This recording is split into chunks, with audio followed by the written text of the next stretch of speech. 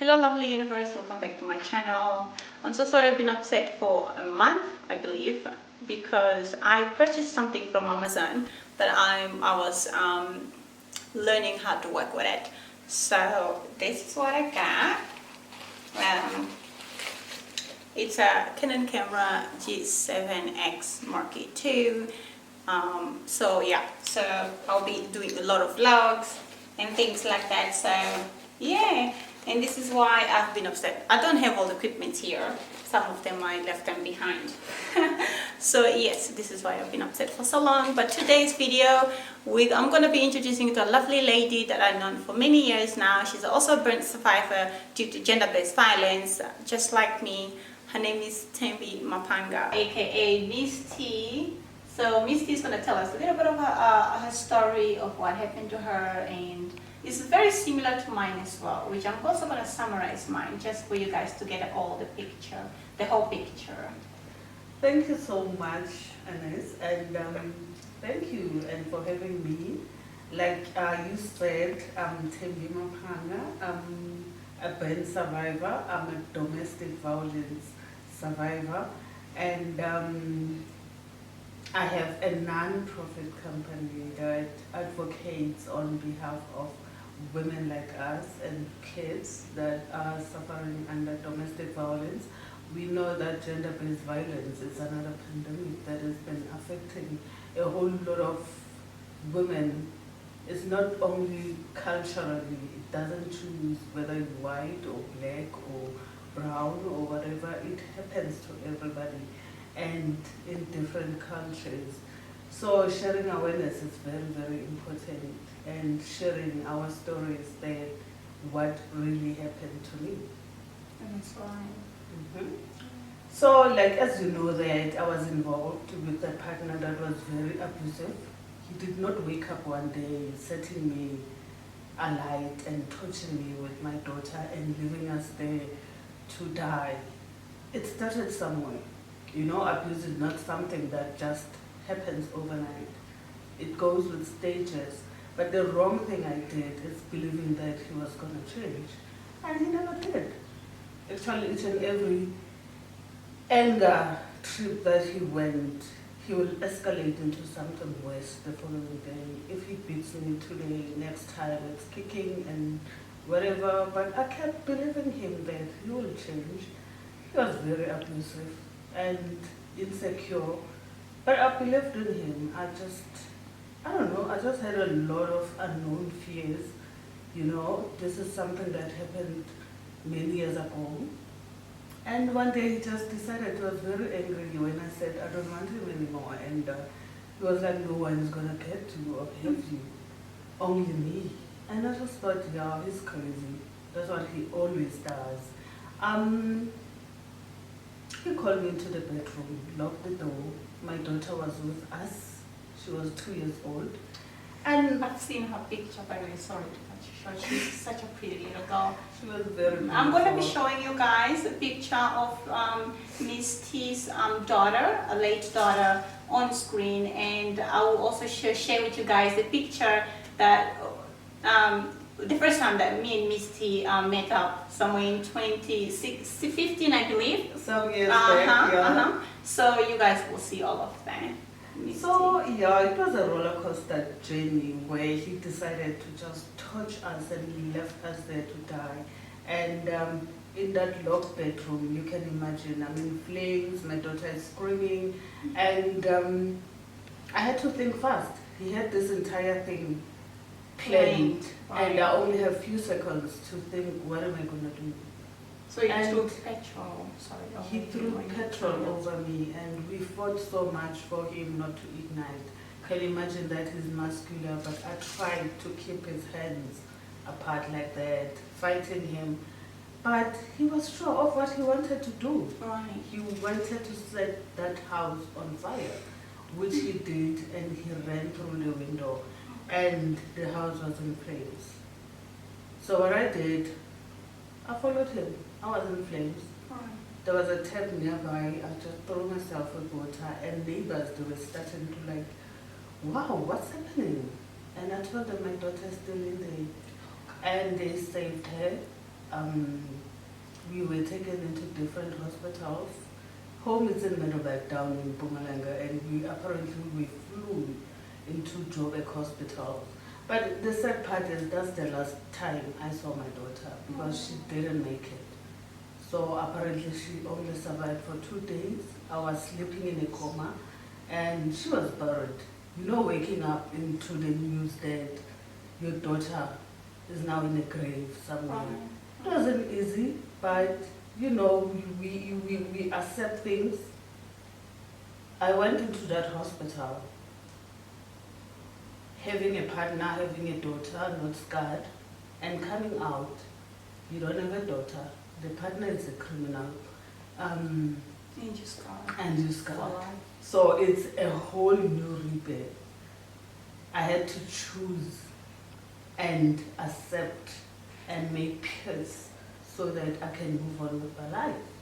And it started the accepting the things I cannot change, including my scars, the passing of my daughter, and life has to go on, you know, teaching people about scarred people, like we are so scarred and with that degree, and you know, people look at you and always feel sorry for you. Whereas sometimes they just like this disgusted yeah, feeling about you. They don't even know you, but they just quickly judge you. yeah, like it's not an easy thing, but I guess if you've done your inner job and you are at peace and you understand your journey, then you don't care about how other people will look at you. Sure. It doesn't even matter. So we out there, you know, sharing awareness that it's okay to be scarred. You don't have to hide. Right. You know, we have a whole lot of women that are scarred. Right. And they can't even live their life. They can't even move on. Not even talking about starting a relationship. Because we know that when you burn a woman's face, you take away their Dignity, confidence beauty, and all the confidence. All the confidence. So it's a whole lot of inner job that has to be done, to be having to accept who you are after. Where you look now different and just Exactly. learn how to live with it. A whole different body as well. Well, I was like, okay, he's arrested. You know, revenge is something that you'll never be satisfied with, because I was happy that he was arrested. But at some stage, I felt like, nah, man, he cannot be arrested. I mean, you're getting free food, free education. Free bed. Here I am. I'm scarred. I'm paying expensive bills. I have to go to work. And then I felt like, why can't he come out? And when he was released, I was not that happy again. So I guess the best revenge is not revenge at all. Yeah. Just bettering yourself, trying to make yourself a better human being. And all of a sudden I heard he died. And I was like, oh yeah, wow, he died. But then I felt like he ran away again. Like, why did you create a situation and then you run away from it? Because this is the table you laid. You're supposed to sit and eat on it, like comfortably. So yeah, after that, life has to go on. Right. You accept yourself, you make peace, you understand your journey, and whoever supports you will support you. Whoever, I mean, most people do not see a scarred person as human. Yeah. Like we're saying, that's like right. we walk around with a whole lot of deformations, and that no plastic surgery can fix. No. They can just try and make it a little bit better, but not fully fixed, you know. Exactly. Yeah. So I don't even wish for my worst enemy to get burned. Right, I mean, not even an animal. Oh gosh, it's the worst thing one has to go through. So yeah, that's my story, and we're still going on, sharing awareness. And you're my role model. You know that from day one I met you. When this situation also happened to me. Yeah. Anna redeploy say that I have to meet this lady that went through the same thing as me. I believe in 2010. That's when your situation happened. Mine happened 2014 on the 2nd of November. And she said to me, I have to meet you. And I was like, oh, well, yeah, at least She's just like you. You have to meet her and see her story and hear her story, and she will encourage you more. You must see where she is now. And I was like, okay, all right.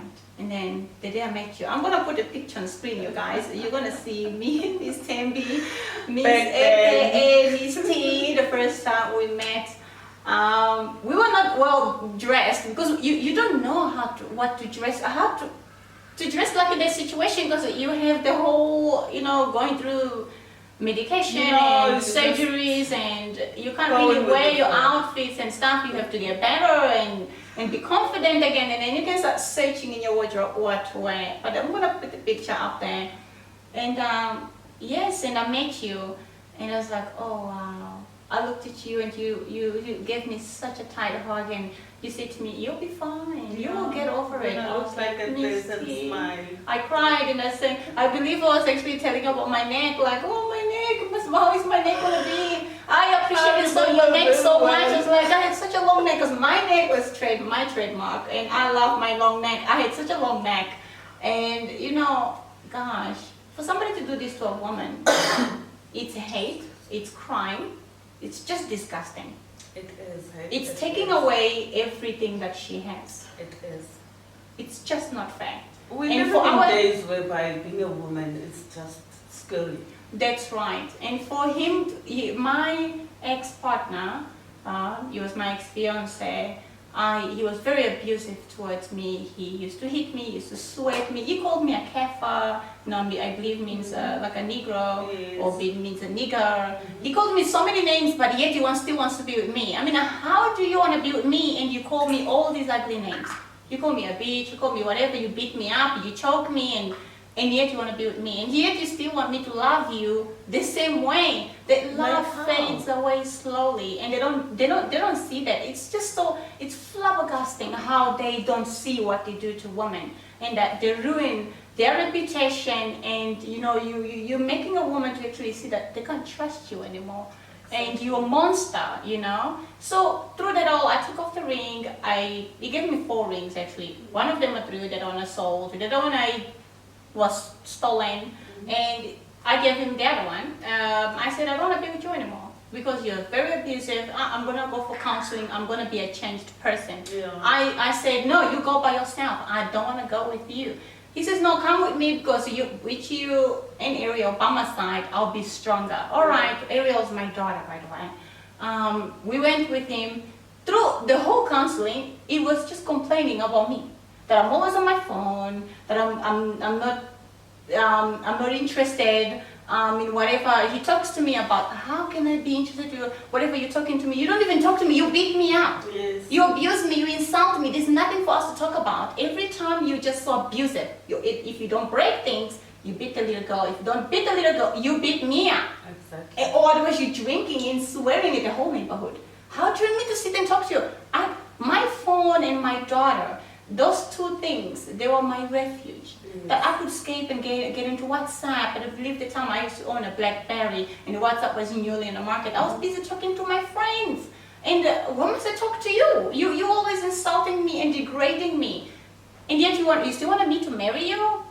I said, no, I'm not marrying you. I'm not going to be with you anymore. It's over between us. You get your life, I get mine. I packed my things, I moved out in a small cottage. My daughter, I took nothing from the house. All I took was my clothes. I got a new bag, like a second-hand fridge and whatever. This dude followed me for more effort. He was kicked out of our house after a while because he couldn't pay for it. He moved into, I think, Benoni or Vereeniging with his father.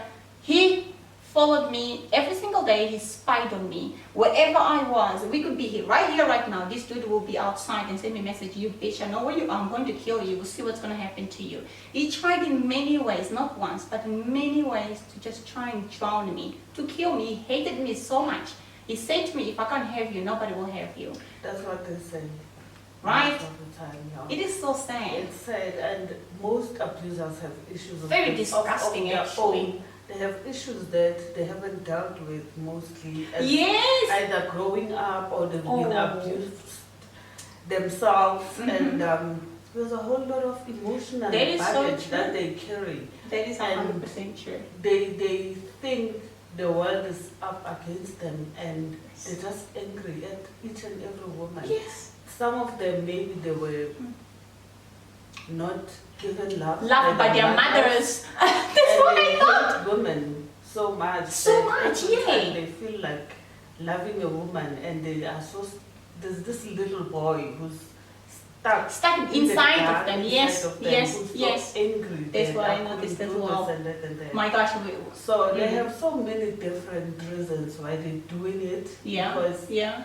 it's not necessarily only about domestic violence. Mm. We have gender-based violence. Right. We have little kids, girls who are just killed. Yeah. Walking down the street, you can just be kidnapped because you're a woman, and the next thing you are killed by people you don't even know. So it's like being a woman is a crime. It's a crime in this country especially, and it's so sad that our government is not really looking at this very closely, and the justice system as well. They're failing women and children. You know, a partner actually decides he's angry now today, he kills the kid and kills his wife. And then after that he also kills himself. Yeah. Or otherwise he runs away. It's because really there's no sad. lesson behind this. If there was a lesson somehow, trust me, Probably maybe you somebody do will that, think they do the twice. same thing to you too. So one of them will think twice, you know? I mean, your story happened, and my story, other people's story happened, and then my story happened where this dude just came out of nowhere. Me and my daughter walk into the shops. He says, get in the car. I refused to get in the car. He said, I have a present, surprise for my daughter, for Ariel. And I just pulled my daughter, let's go. As we were going, I just heard, he says to me, are you taking me back into your life or what, you Ines? That day he looked like a monster. I've seen a true devil. That day he looked scary. He looked like he was up to no good. Like I felt some goosebump, like, Yeah. it's almost like you can feel it, like Exactly. something terrible is going to happen Right. today. Whether it's death or hurt. Something like it's going to go wrong. His eyes was red, his skin was red. He was so ready to do something to me. At that point, he didn't have a gun. He had a knife in the car. Wow. So when he ran back there, when I grabbed my daughter and we started walking away, I just heard, you bitch! So I pulled my daughter behind me because he already had pulled the little girl's head, threw her in the car and I got her out earlier on. Yeah. So when I threw my daughter behind me, this is when I all got wet. I was like, seconds I started, first I was like, in seconds I started burning. I started screaming, please help me, Yanni burned me, Yanni threw me something, please help me. My Jewish neighbors came running out, and the security guards, tactical unit, they were so helpful, like my neighbors and everybody else. He just hopped it, before he hopped into his car, he beat my little girl up, he beat her, he banged up against the pavement. He wanted to kill her as well. That night was supposed to be dying, was supposed to be killed that night. Was supposed to be getting in his car and go wherever he was going to maybe get somebody, because he did say he's going to get a bunch of little black guys to rape me and kill me so he can feel better about himself. So that didn't happen. So the plan B was the acid. So he burned us. But I managed to save my daughter. But when she came out, she just had like a little dot of acid. But the jersey she was wearing, it's all burned. It's just God. I'm just so grateful that I had to take all of these. Not my baby, because I mean, I'm 31 now. I lived my life, okay? But not my daughter getting all of this. I mean, you also feel like you wish you took everything and your daughter wasn't involved. Exactly. Because we are mothers and we love our children and Those we are people very are protective monsters. Can against you them. imagine if you had somebody who can even fight back? And men terrorize themselves within them. You know you They're full cannot of get ego. a man who will share their problems with another man because they feel less of a man, that they cannot handle their little shitty life. So they go out and bottle up everything. Yeah, And that's they right. become these time bombs whereby the only way they can't talk to anyone, they can't talk to friends, they can't talk to They family, even don't they accept can't talk- counseling or to open up. they It's can't- very they- helpful. it's Just about open time up to they somebody. need to talk Yeah, about their yeah. issues, Mm. and society need to. No. I mean, remember when they're saying we are partners? Partners is equal people who have to share life. That's right. But we have this thing of men thinking that they're superior to their partner, and they feel so entitled to come and punish a woman like a child, but yet they call us their partners. And such men, most of the time, you cannot even go to him and talk to them. That's right. You can't tell them anything. No, you can't. They're the jack of all trades. Mhm. They have all sorts of solutions, but except their personal life problems. Mhm. They just don't know how to deal with it. But we need men to stand up, to come and help us fight this demonic. Mhm. Because it's very funny Demonic how, circle, actually. how Just a demonic woman circle. will know a rapist. Mm. But you'll never know or hear men saying that one is a rapist. Mm. A woman will know an ex-woman who's been raped. But a man will never know the next man. Like they're not sharing anything. They're not, yeah. So we need to have those mothers and families that protect those perpetrators because they are breadwinners. Yes. You know, because you are a breadwinner, you can rape your nephew, you can beat your wife. That's Nobody can touch you because you're a breadwinner. Because it's a That man. is why we need women to stand up and empower themselves so that Right. tomorrow they do not have to stay in relationships Right. because of financial issues. So as women, we need to empower ourselves so that if you say you up and go, you can support yourself. Because Right. a lot of women are sitting there because if I leave him, who's going to feed me? If I leave him, Right. how am I going to pay up my rent if I leave him? So it's about time women stand up for themselves Also, so that they can be able to move. We're not saying everyone is being abused. They're not but most of us are But just most- keeping quiet. keeping quiet because So of the ashamed. benefits Yeah. and the shame of the shame society. behind the whole- You know they always say a divorced daughter is better than a dead one. Yeah. Walk while you still can Yes, that's right. and run if possible Yeah. because it doesn't get better. Once they start, they can do it again. That's right. And they are going to do it again. That's right. And I also see that we women have problem with ourselves, with each other actually. Yes. We don't empower each other. Instead, we discriminate one another. Exactly. Unlike empowering one another to say, sister, pack and leave, I got your back. You know what I'm saying? We Yeah. need more organization that have to empower women and children. I mean, we have women who are wealthy through their husband, but they can't live because the shelters out there, they're very not shelters to go to. You leave your luxury place to somewhere so skimpy and ugly and dirty. Yeah. And I mean, if the shelters can be a little bit more clean, you'll see many women will be saved. If more organizations can be open to help women and children, many lives will be saved, especially of women and children. Yeah. And it's about time that our government puts these things in play very seriously, like work on it very seriously, because it's not helping us. And so, yeah, my partner's was given 10 years for disfiguring me, stealing my identity. I don't want to find out if he's in or out. Because that is not important to me, because I don't want to stay shaking, you know what I'm saying? Because I understand. they don't really protect you. The police didn't help me to catch this guy. Yeah. A private investigator, thanks God, through Anna Cox, she's a journalist. She's the one who helped me to get Locate this him. guy. Yes, through the private investigator, he's the one who located him in 6 hours. While the police was still looking for this dude for 2 months. Wow. And he was still on the run and sending me messages and insulting at the doctors in Baragwana's hospital and insulting everybody because my phone was still working.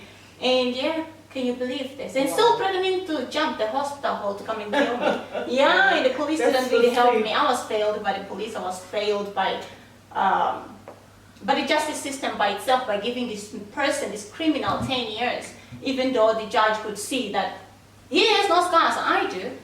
He says that I burnt myself. Yeah, that's what he said as well. Eh, in court. Like, Yeah, how can I Well, just, I loved there's myself no- so much. I have such a high self-esteem until now. I actually built it up again thanks to my counselor, Marianne. She helped me to come out of this and taught me to love me for who I am and to just accept what has happened to me and Yeah. move on and empower others. And that's Yeah. exactly what you're doing, and that's exactly what I'm doing, and I'm very proud of us. And We're amazing. we should keep on keeping on. That's right. You know? And what advice do you have for women out there who are going through this or went through this or they have scars or inside or out? Some scars are invisible, you know, like Yeah. that in a hurt inside someone. They say insult, and insult is worse than emotional abuse is worse than the physical. So what do you have to say about women that...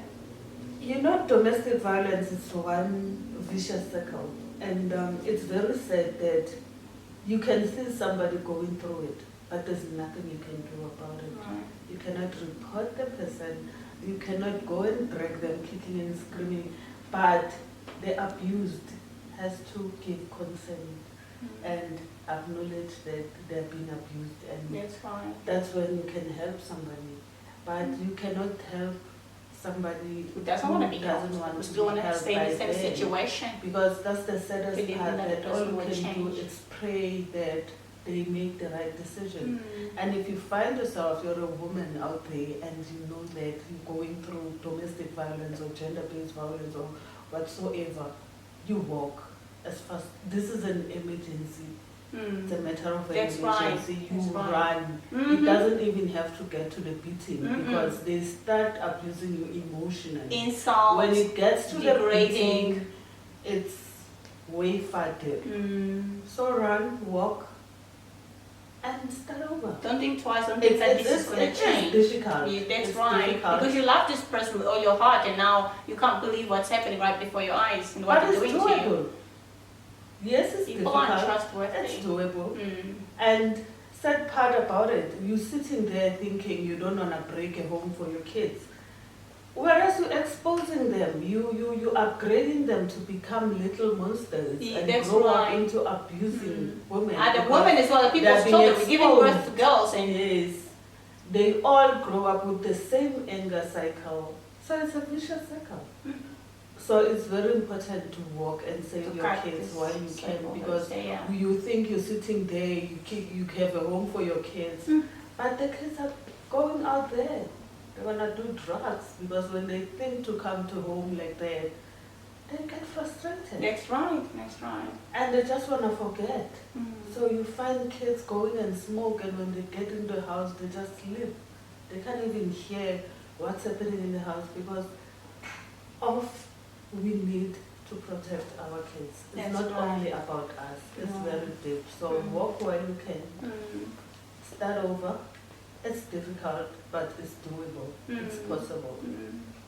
Oh, thank you very much, Miss T. And also at the same time, by walking away, we're empowering our little girls that we're teaching them that it's not okay for a man to lay his hands on you, Exactly. to call you broken record, call you bitch, call you that, call you that. It's not okay. It's That not. you're supposed to be treated as a queen or princess by your partner. Exactly. So if you love something, you will not be breaking it. And our into- partners are supposed to teach our daughters what they must expect. Yes, from a man exactly, by exactly. treating their And mothers very that's well. right. And also teaching the boys that punching a woman doesn't make you a man. Exactly. Insulting a woman doesn't make you a man. It makes you a weaker person, you know. And then, but being a man is not doing that. But protecting a woman, loving her, and being close to her, and actually respect her, care for her, and all of that. That's what it is to be a man.